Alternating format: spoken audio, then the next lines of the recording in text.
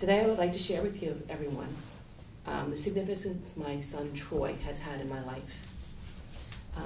Troy's impacted my life in many ways, but mostly by teaching me how to be mindful of others, patient, and forgiving. There's a famous autistic professor, her name is Temple Grandin. She's also one of my son's favorite people. One of her quotes is, "I can't emphasize enough the importance of a good teacher." Having a child comes with trials, but for the most part, being a parent is a blessing. You look forward to sharing with your child the good times and the bad times in their lives. But most of all, you look forward to passing on some of the lessons you've learned in life. Having a child with special needs, it's a little bit different. In many ways, you're not the teacher, you're the student. So my teacher for the last 27 years is my son, Troy. Troy is autistic. Autism means he has a learning disability. And through his special needs, he's taught me lessons. He has taught me lessons, and he still teaches me lessons every day. First, I want to tell you how Troy has taught me to be mindful. Now, being mindful means that you need to focus on the present moment, to calmly acknowledge and accept what a person is feeling at that time and to react appropriately. Life it's very busy. We're always on the go. People never stop to just listen or focus on what someone else is saying around them. So one evening, I was cooking dinner. It was in September of 2001. I was in the kitchen. My son came in. He wanted to share with me what happened that day at school. So he started talking. I was trying to cook, so I wasn't actually listening to what he was saying to me. While he was talking, he realized that. So he started to act out. So he got upset. He started saying things. And I told him if he didn't behave, he was going to go to his room. So he continued. So I told him, "You should go to your room." He looked at me and said, really with a smile, he's like, "Oh, come on, Mom. I'll behave."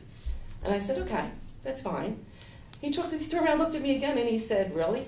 And I said, "Okay, now you need to go to your room."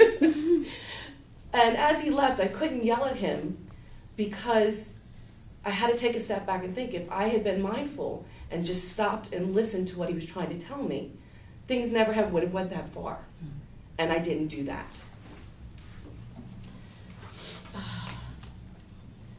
Excuse me. The next thing I want to share is how he taught me patience. Patience, they say, is a virtue. Patience is the capacity to accept or tolerate delay, trouble, or suffering without getting angry or upset. Children with disabilities, they learn on different levels, and they learn at different speeds. However, children with autism or Asperger's seem to learn quicker when things are done repetitively.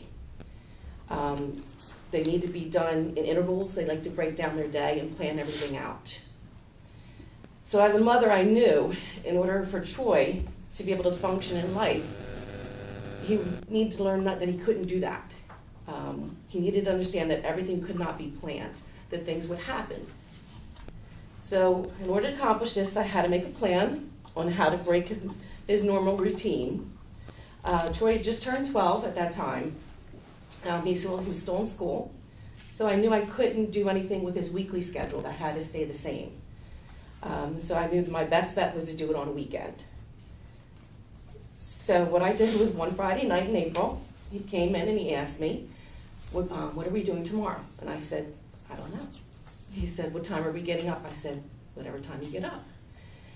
So he looked at me, he started getting upset, and he kept asking me the question over and over again. I kept giving him the same answer. He eventually gave up and he walked away. This went on for 2 months. Every Friday night, we went through the same routine. He would come in, he would ask me, what are we doing tomorrow? What time are we getting up? I continued to keep giving him the same answer. Eventually, after the 2 months, he stopped asking, and he started to learn that he could get up when he wanted to get up, that we could go wherever we wanted to go without planning it out. And because of that, now he has learned that he wakes up when he wants to wake up in the morning. He can make on point decisions at that time. I'm going to go hang out with my friends with a phone call. He can work hours that are not scheduled by his employer calling him. So with that, he's learned that you don't have to plan out things. You can take everything step by step. So it took a lot of patience, but we were able to work through that. So I've shared with you how Troy has taught me to be mindful of others and how he's taught me patience. And I'm going to share with you how he's taught me to be forgiving, which I'm still learning. Forgiveness can be hard. Forgiveness is the intentional and voluntary process to change your feelings and attitude towards someone who's offended you.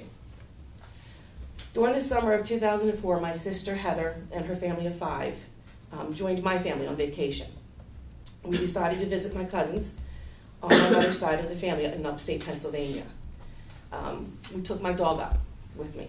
So while we were up there at my cousin Rose's house, my brother-in-law Norman decided to start an argument with me about my dog. My dog's name was D'Angelo. He was a little Yorkie. So he was like the cutest little thing there was. But he was used to climbing up on everyone's lap. He was a baby.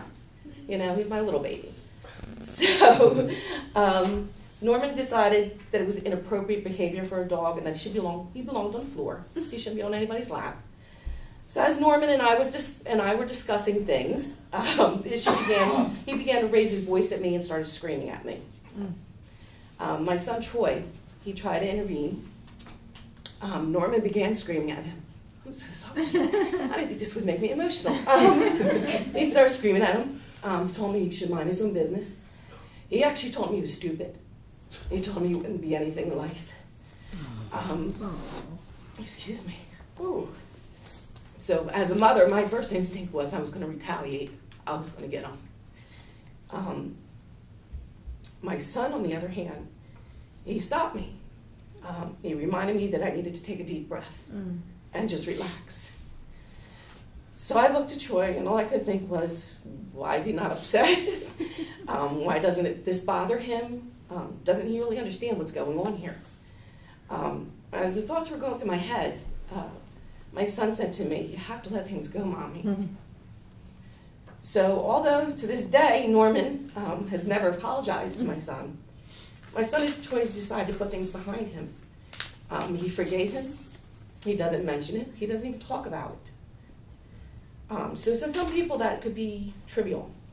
But for me, it's had a really lasting effect in my life on me. And I really feel like out of all the lessons in life my son could have taught me, being mindful to others, patient towards all, and the desire to learn to be forgiving was the most rewarding for me. I've learned in life there is no better teacher than a child, and for me it's my child.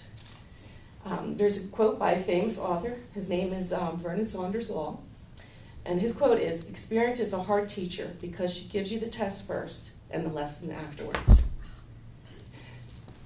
That's it.